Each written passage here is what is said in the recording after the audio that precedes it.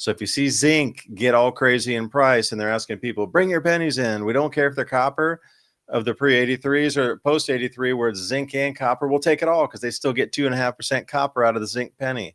Right. Right. So if you start to see that zinc price is going crazy and stuff, we are absolutely getting played. We are being harvested.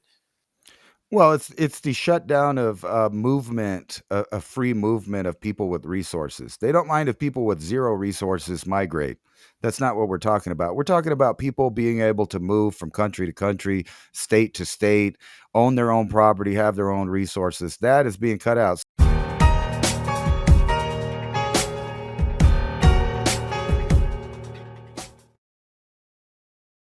Yeah, if I could show you this one here off of Zero Hedge. So if you're looking at what's going to be going on around the country, now this is just hit first with this power provider in the Northeast. There's a couple of them that are overlapping in.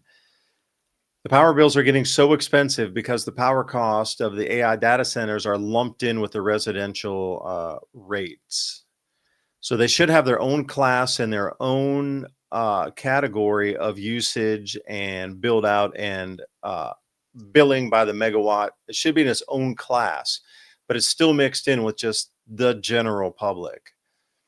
So the amount of money that's needed to build out the new infrastructure for the AI data centers is now being absorbed by the public because that thing and the behemoth is included with the public. So everybody in unison all needs to pay more for rollout of, new power lines, new substations, new transformers, etc. Combined, a socialized cost of that. So everybody's power bills are going up tremendously, but it's to pay for the data centers. And this is what they're arguing. It's like, yo, you need to pull that over in its own subcategory. And if they're going to get that much infrastructure in, they need to get their taxes raised tremendously to pay for their own infrastructure that they're going to be putting in and using. They're just raising the power bills for everybody else on the auction itself and actually on the infrastructure, using the taxes from part of the bills for build out in new infrastructure, which has nothing to do with the public. That new infrastructure goes straight only for AI here. And then Pennsylvania abandons regional carbon trading market. Why do you think they need to do that?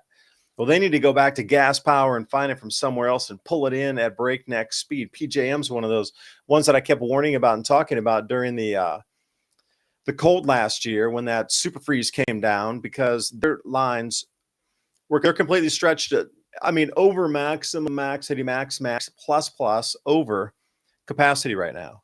Any trip or break off in that, like let's say one of the smaller grids go down, like TVA, if it got disconnected because of ice storms or something, they couldn't hold that because there's a lot of power coming up from our TVA to supplement them. And if one little section were to go down, it would take down and brown out all of it because it would suddenly be at a very deep deficit because they're pulling power in from everywhere else, which is making my TVA charge me more money because these guys are running data centers up near DC and in Virginia. And they're pulling from our TVA power source. They're paying anything on auction. They're getting record prices for megawatts. And then they're passing that cost along to us. And it's so ridiculous. Even me, I'm not even in Virginia, but I'm paying for somebody's Virginia data center because our rates keep going up. And, I can see it because it's right next door to where we are. So they did have a carbon credit, carbon capture storage scheme, but people are pulling out of that because now they need to get around some of these climate policies because they really need the power or else they're going to collapse. Like they can play all they want pretending that renewables are going to do it, but they're coming right back on and go, you know what? All those commitments we made not to do so, we need to keep our people from riding on us. So we're going to give them power. We're going to let them eat and we're going to heat the home. But you know what? We need it more for the data centers. Actually, just tell them that's the excuse. The Fed's out of options, rate cuts, money printing, balance sheet reversals. They call it policy, but it's really panic.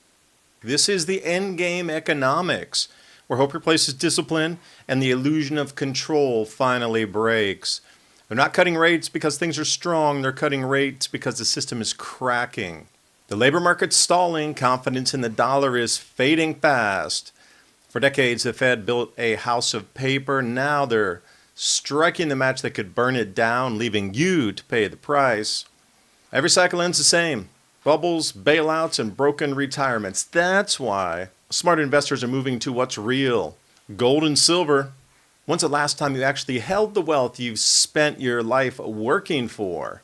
My friends at Noble Gold Investments have been helping Americans move from paper wealth into real, tangible assets. Numbers on a screen can disappear, but physical gold and silver, that's lasted through every single crisis in history. Go to 2030gold.com and get your free wealth protection kit today. That's 2030gold.com. Click on that link in the description box below and discover how easy it is to protect your future. And for this holiday season, when you open a qualified account with Noble Gold Investments, you'll receive 10 1-ounce commemorative silver holiday coins, limited edition, and a joyful way to celebrate the season and invest in something real. Turn it back on. We need to ramp these gas generators back up because the data centers need the power. Like everything you knew about renewable power is bullshit. Bullshit. Seriously. They faked us out the whole way, telling us renewables. They took all those gas power plants off, mothballed them, and now when they bring them back on, the AI data centers buy them for pennies on the dollar, and they got their own private power station online for them exclusively. That's insane too, the way this whole thing is operating, how they tricked us into renewables, leaving the infrastructure still there, just barely usable. And now, data centers come in and go, we'll buy the whole station. By the way, we need to hire all these people. Oh, we're going to give you tons of new jobs to work at the power station. All that power right to the data center. They might squeak off a line or something off to, Maybe that's why they're building all these data centers and power centers right next to where they have all the greenhouses you were talking about earlier. You said, what would it take? Well, you'd have to have a lot of power for the lights to grow things, the automation to move things around, and the robots to take care of it. And then, next door, you got a data processing center that uses a bunch of that same energy. And yeah, you're going to be asked out of being able to. I imagine they're going to start rationing like they did in California and other places, the power grid. And they're going to tell you it's because of this, that, and the other thing, but it's really because they're using it. So that means you need battery powered backup systems like EcoFlow, or what's the other one? The orange one, Jackery. That's another one. Like any of those battery systems, is that what you're going to resort to? Is you're going to have a wall of battery bank of 2 kilowatt batteries going up and down your walls from what's that? You're going to get the EcoFlow wall of batteries because the power is going to go out and it's going to be unreliable. You got to use panels to charge, and that's how you're going to live because you won't have reliable power except your batteries that'll run out after 20 years. Now you're going to get a bunch of commercials tonight for that on your computer because we talked about it. Bring it on. I want to see the discount panels, by the way. So someone in the chat room said that they delete your conversations after and you have to start over. That's not actually what I meant. What I meant is there's no epiphany with the AI. I heard you 50 times in a row. Excuse me, I cut you off. Go. No, right? No, but the AI will go back to its other programming. However, they do keep the logs of you chatting with these things. That part does not go away. So if you thought they delete it, they don't. They actually are keeping it, and they're programming future algorithms with the conversations that you already have, all the way down to spying on all your regular conversations with real people. And they're going to be using that to tailor reality for you, not just to sell you things, but to explain how reality is happening. So if you want to know, what's up with the tariffs, or you want to know what happened on 9/11 or any of that, you're going to get a generated answer, not unlike the way that we view outer space and the universe as a whole. Every time you get a picture, it's a computer generated thing based on data, of course. However, if you skew the data, you can create a new image. And the same works with news, with movies, with history, and selling you things right off the internet. So, a lot of people joke about that. You're sitting there, you're talking about stuff around your phone, and then all of a sudden you're getting bombarded with whatever it is, dog food commercials and, stuff like that. That's because they are listening and they are using the metadata so that they can, customize a future and reality for every individual on the network. Talk about everybody. Everybody needs to unanimously in their microphones or whatever, let the devices say, I want to travel to Namibia, and see how many travel notifications for Namibia you're getting. Because I would love to, Skeleton Coast would love to go surfing there. But otherwise, you're just not searching Namibia for a holiday, except for maybe trekking, some safari, and a little bit in the desert. So if you say that and you suddenly start getting, Right. Well, I've noticed you might tell somebody on a private chat that you're out of cat food or whatever, and then all of a sudden, it's on your Pandora, it's on your YouTube, it's everywhere because they're creating a scenario in which every bit of metadata that you create will be tailored to you specifically to extract every last cent. And by the way, they got rid of the penny, but extract every last cent of disposable income that you have, which what that does, if people fall for that trap and month by month, you live month by month because you keep getting rid of your disposable income, that amounts to a universal basic income because you'll only have enough money to pay for your bills, which are going to exponentially go up, including your natural gas. If you're in an area like I am, you got gas for heating and electric for cooling. Or you might go up to like Colorado where they're spending an arm and a leg for heating already. You know what I mean? So they want to get whatever disposable income you have left over after you've paid all of the utilities and taxes to get every last cent from you. And think about all of the billions of dollars that are. And we had a show 2 years ago talking about the end of the penny and how that they would just steal portions of the penny. And then later on we kind of updated that thought with the idea that they keep rounding everything up. They want to round up the amount, or they want you to donate to literacy or cancer or save the yeah. St. Jude kids or whatever it is. That's the excuse to round up whatever your total is up to the next $10 increment. Imagine all that money that's just Well, the disappearing. price of copper is getting big, and it's copper got put on the strategic metals reserve here for America, along with silver. Right. So imagine all that copper laying in our money supply that people have been holding. They basically use the American people as the storehouse, as the storage warehouse. All right, if they really start paying more for a penny than there's a penny, people might actually dig through. If they go, all right, we'll give you 5 cents for every penny to bring back because there's a copper composition in it. And the older ones, if they're pure copper, we will give you 5 cents per penny. Like that'll encourage people to go look through their penny jar with millions of pennies, because they're going to try to bring them all back in from the wild. Like, how would you get all the copper supply in America in people's drawers, dressers, and whatever mason jars that are just the extra penny jar, change jar? How would you round all that up Well, efficiently? what's funny about that is what year was it? I was trying to figure it out. I think it was like 1984-ish when they stopped actually making pennies out of copper. Like now it's like a sandwiched metal. Um, so they kind of already knew that the trends would go that way because they were trying to save money on it right now. And I heard that they have been losing supposedly $88 billion using pennies, and that's their excuse for getting rid of the pennies. They stopped using the copper. So um, there's a lot of people with a lot of money just sitting in their house now all of a sudden because they have jars of these old pennies. Yeah, Not only let's go to the US coin guide, which I have ready for us here.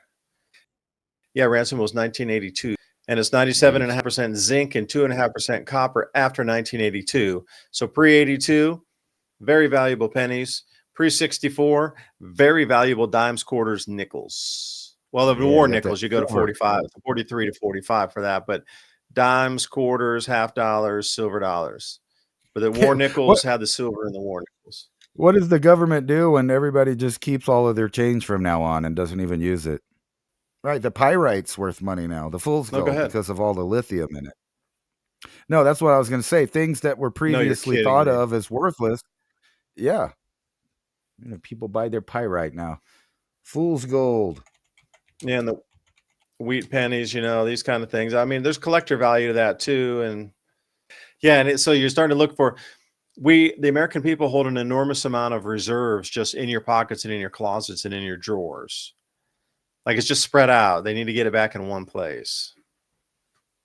Yeah, you might, like if you stockpiled this fool's gold, you might have a little bit of cash flow as well. So Because lithium's in there, is it? Like, how much? Okay, so that piece of fool's gold that you have there as a mineral specimen, dude, that's several $100 at least for that specimen there in good condition like that. That's like right. perfect, dude. Fool's gold specimen like that, depending on the size, is going to be pricey because you got the full formed crystals in there and everything. Well, that seems to be where the entire economy is going: is who got what, where, what kind of rare earth elements or metals. And it's a weird time to be alive to know that the world powers are really getting kind of petty with every last. It's like they have to, at some point, this planet will be completely processed. Like every little bit of gold attainable, every bit of silver attainable, every bit of copper attainable, platinum, the list goes on. There are people out there that are stripping the surface all over the world. Obviously, you have strip mines of every last little bit of that. Now imagine what they're doing in places like Gaza soon, or Iraq, where you can just kind of scrape over all of the old buildings and stuff, and then grind it up, and then pull all of the silver and stuff back out of it. Cha-ching! What We about the deposited electrical? it. Well, what about the electrical flow disruption in the crust during this pit mining that you're talking about? So, you got to think of our Earth as a homogeneous entity that had formed in a certain electrical field and electrical state. So those atoms, what you call metal, monatomic, whatever it is, pretty much, is bound together in the veins across or mixed equally with the other substrate across our planet in the crust. Like it was put there electrically during whatever event occurred last time to get it to coalesce at that particular what it was. We've tremendously disturbed the electrical flow across the planet. Do you think not digging out hundreds of billions of tons of metals on this earth and then purified them into much, different structures, like super purified, you would not get that in the crust, and then loading that across the entire planet? Do you think we've disturbed anything in terms of electrical flow? The millivolt charge, the way it's spread around the planet. Where do you think when it happens, when stuff starts getting into cities with skyscrapers and all that, like super dense iron metals and things, that would normally be somewhere in the crust outside the Great Lakes. Now, the disturbance of that, or what happens with the aurora and those field aligned currents coming in, they're going to spread differently when they get to those ground level events versus what they would have, say, 300 or 400 years ago, because the metals are all in different places now, and the distribution of the electrical field moving through it, some sort of, I wouldn't even hate to say evenness, but that's being disturbed as well. So whatever you look at, this mining has disrupted the electrical movement through the crust of our planet. And I'll just say that. It must be a good racket. You remember last week I showed you the cartels of Mexico trying to occupy a gold mine and fish whatever was left out of there while they were using it for a hideout. And we're starting to see that in other places. There might be, a reason why people are moving around on the globe and asserting their power in different areas. Like I was just showing the other one, U.S. aluminum prices surge, cartels trying to do the mining too, and then you got where are they going to get it from? Poland, for the EU. So everywhere on the globe in each sector, they're finding a new area to strip this stuff out of the ground, because they know that the future war is that of computing power. And you can't make any of these high-tech missiles, drones, or, data centers without all of this stuff. Well, if zinc becomes one of those metals you just showed in skyrocketing fashion, we will know we've all been played, because they are going to harvest every penny, because the zinc's been set aside for a certain amount of time. The copper's been set aside for a certain amount of time, and there's an enormous amount of both of those types of pennies. So if you see zinc get all crazy in price and they're asking people, bring your pennies in, we don't care if they're copper, of the pre-83s or post-83, where it's zinc and copper, we'll take it all, because they still get 2.5% copper out of the zinc penny. Right. Right. So if you start to see that zinc price is going crazy and stuff, we are absolutely getting played. We are being harvested. Don't fall for the energy siphoning. It sure seems like, along with a terraforming program, that there's a mining program, and it all leads to a technological future with very few people in it. Yeah, the mining, of course, there would be a mining program as Terraform program, because it'd be the same persons running both programs. Right. The destruction of society, whether or not they're just this straight up pollution in an area, or them not telling the public the truth about stuff. You might have saw this article from San Francisco with all the radiation levels detected, but nobody's going to take the blame for that, or even it's might be an accident that they even found out about it.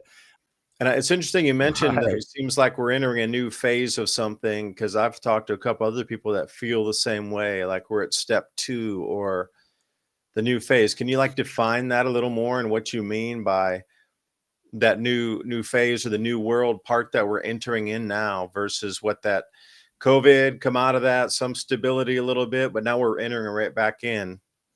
Well, it's the shutdown of movement, a free movement of people with resources. They don't mind if people with zero resources migrate. That's not what we're talking about. We're talking about people being able to move from country to country, state to state, own their own property, have their own resources. That is being cut out. So if you remember during COVID, what happened? They canceled traveling everywhere. Everybody kind of shut the airlines off so that incoming flights from other countries wouldn't come. You couldn't go here, you couldn't go there. You had to go through their facial recognition stuff. You had to follow their rules. And then now we see that didn't really stop people from doing it. It was like a beta run. So how about if we just reduce the amount of airline tickets that are available out there for you to travel anywhere, and reduce the number of flights, and then have large televised events of the crippling infrastructure of the flight. Everything about the whole idea of flying places is Hallelujah. crumbling, and we were right on that, man. I remember when we did the show about how they stopped using U.S. inspectors, lots of DEI hires at the factories, much more mistakes, no inspections, ever increasing aging and crumbling infrastructure for not only runways, air traffic controllers, but the planes themselves. We've seen everything from doors blow off to fire start, engines fall off, crashing at the start, crashing at the finish. It's becoming a nightmare to even think about wanting to fly. But what's not going to collapse is the need for flight and deliveries and transportation. But they have an answer for that. It's just that people don't like it. So they're going to have to be sold on the idea that it's safer, more reliable if we just allow AI to control the air traffic controllers and the airplanes. Now, you might not know this, but they already fly AI. It's called autopilot, and it's been getting updated each year. They've added a little bit more programs, so now they have intuitive programs in control of the autopilot. Right. Because there was a Well, competitor building another data center, and the whole entire design crew was on that plane, and AI took that plane down to get rid of the competition. There shall be only one. and that's why I wanted to go back to all the tech workers being laid off. Now, for years, There they've shall been be only one. Imagine if all, you're right, man. Like, if, remove the people that can even do the coding, and you're already getting down to there will be no competition except AIs amongst themselves at that point. Humans are well, still a threat ish. well, that's the thing is all of these people that no longer work for companies do have a skill set, and they will find you like the movie. No, I'm just kidding. But think about this, to circle back to this idea, all of these people means that there's going to be thousands, if not hundreds of thousands, of disgruntled employees with specific skill sets in robotics, coding, programming.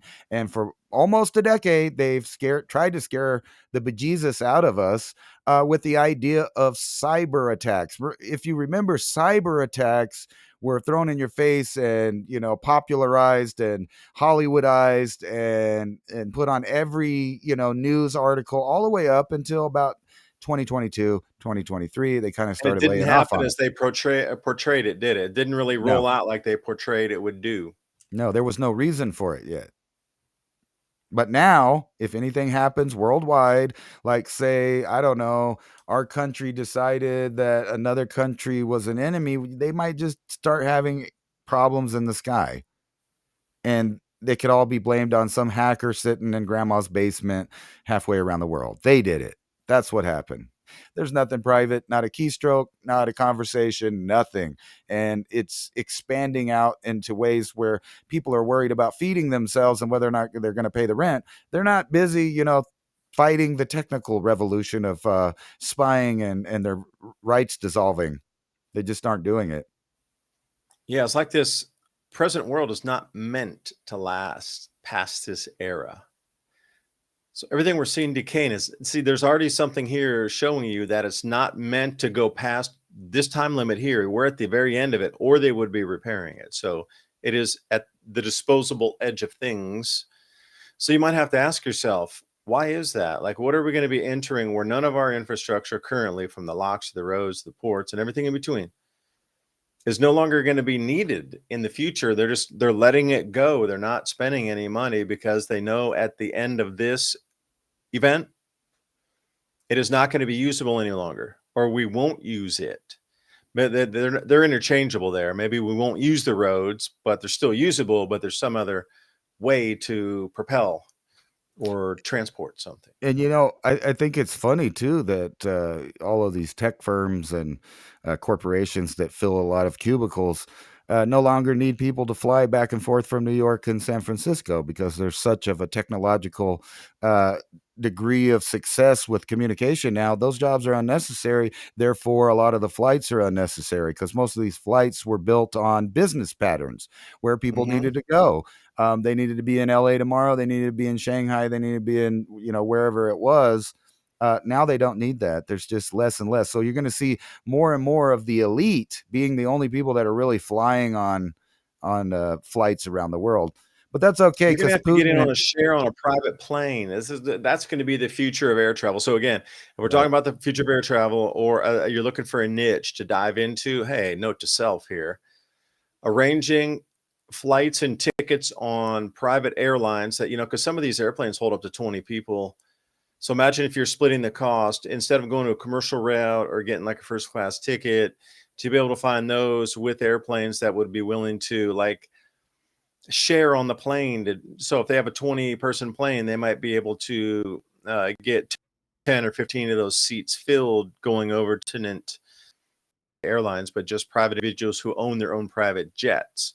Might be the future of transport. You're going to have to find your costly to get in on that too. So imagine a first class ticket costs you X thousands of dollars. Anything transatlantic, trans-Pacific, you're looking at 5, 6, 7,000 at the very minimum. So imagine, and that's with an airline with a bunch of other people, right? Hundreds of people. So what would it cost to get you on a private jet to fly over to Shanghai on a jet of 20, where they're selling 10 seats on the total cost of somebody who owns that private jet? Is it going to cost you 3 times that much? And if you want to go to Shanghai, it's 15 grand to get on their plane. If the commercial side of things slows down or whatever, that you are connecting people that jets with people who wouldn't mind having their private planes to go to another spot. That could be a side hustle. The side hustle. That's why you need to expand from more than 4 friends and to people that actually have skills or resources for your common good. And it's just going to have to be that way. Starting out with probably beef being the first one that people are really going to have to start making networks for is their protein. And they're going to have to take gardening serious. Maybe next year they'll figure it out. But it does seem funny to me that all the travel plans and the food and everything else is kind of coming to a halt here in November. But I think it's just, like I said, most of it's just a distraction away from stuff that they're going to be passing through the new legislature once they're done with the new election. And your carbon credit score is only going to allow you a certain amount of flights per year, and you still need to get somewhere else. You're going to have to go in that market, like you talked about, outside the measurable market. Because I'm Right. sure the people though that own those private jets are not going to be on that measurable carbon credit score. If they were, like I saw this interview in Norway today, you could just buy it from somebody else. And again, this will allow those who are not traveling and want to stay home for you to buy their carbon credits so you can still travel. Again, the whole thing moving forward is they need to milk your wealth. And if they can charge you carbon credits and then you'll still be willing to pay that excess fund tax or whatever, or urgency tax to buy other people's carbon credits because they're not going to use them. And you need to have that first before you can go anywhere, in addition to the extreme prices. It's almost like we're reverting the clock back, because the story is, if you wanted to fly somewhere in, say, the 1940s or 50s, you had to be wealthy. There was no poor people in like scrappy clothes flying on the airplanes in the 50s. No way. It was, and you go back to the 30s and the steamers and this sort of thing, you had to have money to travel then. It was not everybody traveled, man. It was exclusive and it was expensive. And only the wealthy traveled. Seriously, only the wealthy traveled. And please remember us here, buymeacoffee.com/civilization. Also, civilizationcycle.com. Jump over there to the website, newest player. I just loaded a new episode there. I think it was episode 578 or something around that number. And information to help us improve our lives, get those conversations started, find the solutions right over there at civilizationcycle.com. Sign up for the newsletter. We'll give you 10 bullet points of these points we talked about. And another way to start the conversation and think about solutions with others. Well, we got a little reprieve for what, a year and a half, and it is full throttle again. This time it is absolutely based on the economy. It's going to be to strip wealth out of anybody who has any wealth left. And it's also going to be what we've seen with those Agenda 2030 goals, limiting travel, limiting consumption of products, meat, limiting the amount of clothes you can have, limiting your movements, limiting of private properties, limiting of all these things. And it seems like it's moving fast forward. And I've heard many people say, I can't believe it's happening this fast. It is like lightning speed at the speed it is. And because tonight, when we started with the show, there are so many distractions across every genre of anything that somebody can find a news feed on. There is just like once in a year, once in a 5-year mega story happening all at the same time.